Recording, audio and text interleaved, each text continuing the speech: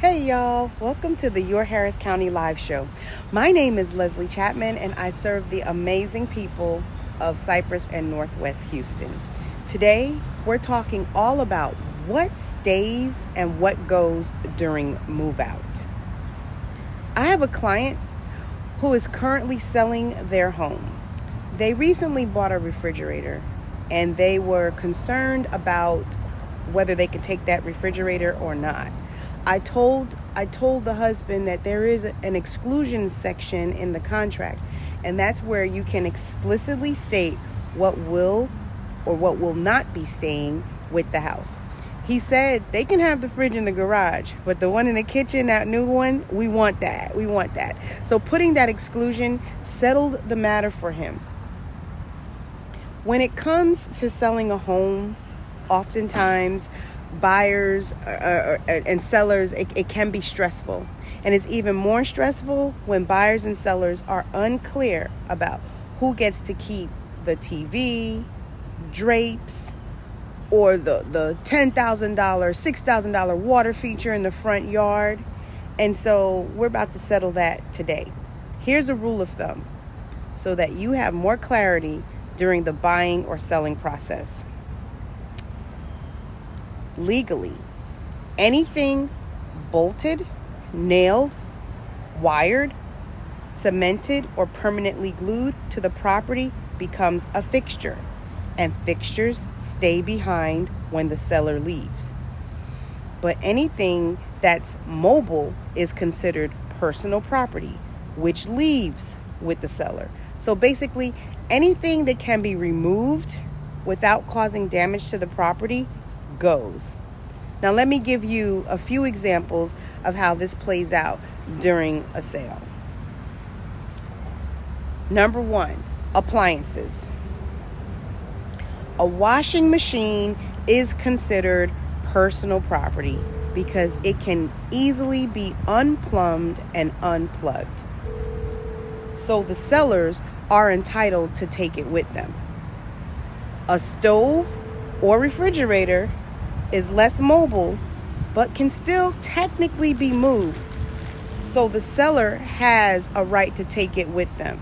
This is why most contracts are written specifically to include ovens, stoves, and refrigerators, just in the case of my example that I gave you earlier, where we said that it was going to make an exclusion. They're taking that one refrigerator. Number two, window dressings. Drapes can easily be unhooked, so they remain the seller's personal property. But the drapery rods and cornices are bolted to the wall, so they must be left behind. But most drapes are purchased to fit the design of the home and rarely look good in the seller's new home, which is why most sellers leave their drapes behind anyway, even though they are entitled to take them if they want to. Number three, flooring.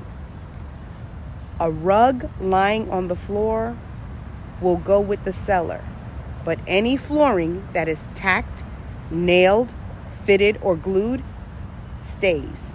Number four, hardware and fixtures. Generally, all doorknobs, mailboxes, light switches, hardware, swag lights, and water features transfer to the new owner. So you're going to have to leave your sprinkler system, y'all. Leave your sprinkler system. There are a few exceptions to this rule, so be sure to speak with a good real estate agent before you write your contract. Number five, oh yes, the big one, TVs. Technically, mounted TVs aren't fixed to the home. They're fixed to the mount, which is fixed to the home. So the general rule of thumb is that the TV goes and the mount stays. Now, I hope this information, you found it helpful and is beneficial to you. But you may be thinking, oh, okay, Leslie, how do we get into the weeds of this? Help us figure this out. Again, don't assume anything you see on the property comes with the house. Always speak to your realtor for clarity, and always have your realtor write everything you want into the contract, because everything is negotiable. So here's the thing.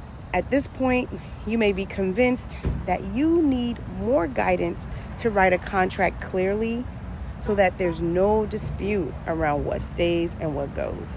But you may also be thinking that you have no idea where to start. If you're thinking about making a move, buying or selling your home, I can help you through the process. Just send me a message or text me at 713-517-0271. No pressure, no sales tactics, just the help and guidance that you need. All right, I'm going to sign off soon, but if you have any questions or comments, leave them in the chat section. I'll be sure I check those regularly, and I will follow back up with you. Again, it's good seeing y'all, connecting with y'all today, and I look forward to hearing from y'all.